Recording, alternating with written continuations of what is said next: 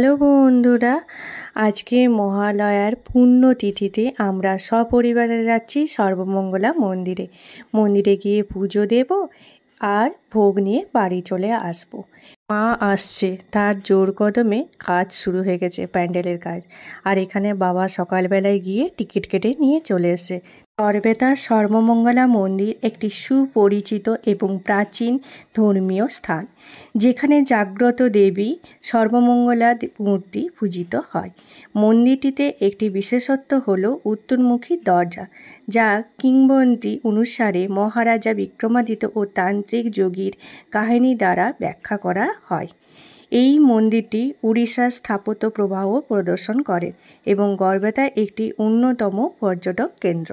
তোমাদেরকে পুরো ঘুরিয়ে ঘুরিয়ে দেখানোর চেষ্টা করব, যতটা দেখানোর। ভিতরে মায়ের দর্শনের সময় ক্যামেরা বা ভিডিও কোনোটাই করা চলে না, তাই ওখানে আমি ভিডিও করব না, বাকিটাই তোমাদের ঘুরিয়ে ঘুরিয়ে দেখাচ্ছি। আর এখানে যারা বসে খাবে তাদের জন্য এখানে ব্যবস্থা করা আছে। দেখো, সবাই বসে পড়েছে, যজ্ঞ হচ্ছে। যজ্ঞ শেষ হলে মাকে প্রসাদ নিবেদন করা হবে, তারপর প্রসাদ বিতরণ করা হবে।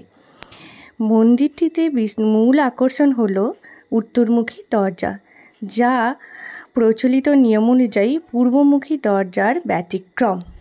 একটি কিংবদন্তি অনুসারে মহারাজা বিক্রমাদিত্য এবং যোগীর কাছ থেকে দেবীর প্রতিরূপ নিয়ে আসেন এবং তার শক্তির পরীক্ষা করার জন্য দেবীকে উত্তর দিকে মুখ করে মন্দিরে স্থাপন করা হয়। এখানে ছাগল বলি, মোষ বলি দেওয়া হয়, তাই এখানে খাড়াগুলো এভাবে করা হয়েছে। এখানে ছাগল বলি দেওয়া হয় আর বাইরেটাই মোষ বলি দেওয়া হয়। দেখো, পরিষ্কার পরিচ্ছন্ন করা যায়, কারণ কিছুদিন পরেই বলি হবে।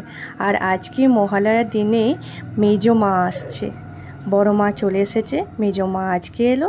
আর ষষ্ঠীর দিনে ছোট মা আসবে। কোনো একটি মত অনুসারে একজন যোগী দেবীর মন্দির নিয়ে আসেন এবং পরে মহারাজা বিক্রমাদিত্য তান্ত্রিক সাধনা করার জন্য এখানে আসে।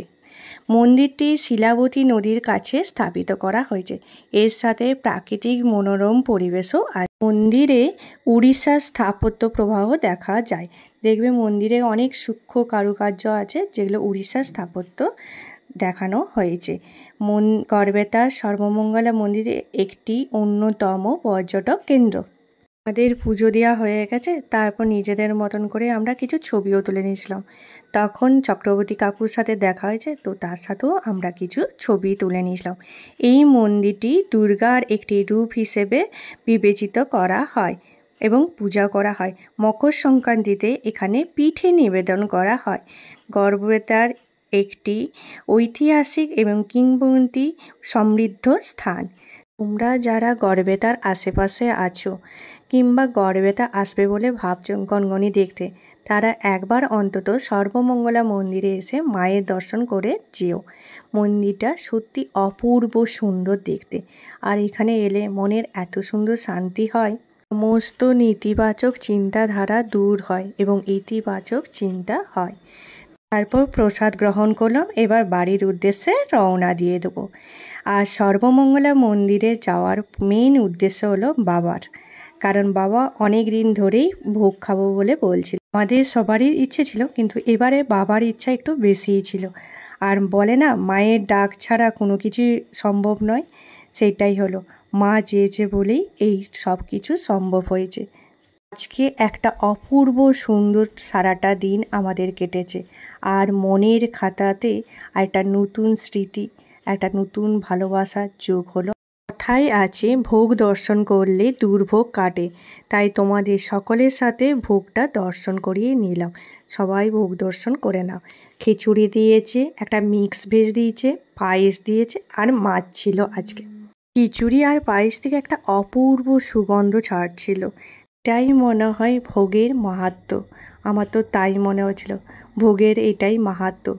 এত সুন্দর অপূর্ব গন্ধ, মানে মুগ্ধ করে দেওয়ার মতো। চলো ভিডিওটা শেষ করি। ভিডিওটা ভালো লাগলে লাইক, শেয়ার, কমেন্ট করো। আর প্রথমবার আমার চ্যানেলে আসলে প্লিজ আমার চ্যানেলে একটা সাবস্ক্রাইব করো, এরকমই ইন্টারেস্টিং ভিডিও দেখার জন্য। আর তোমাদের এই ভিডিওটা দেখে কেমন লাগলো সেটা কমেন্ট করে জানাতে একদম ভুলো না বন্ধুরা।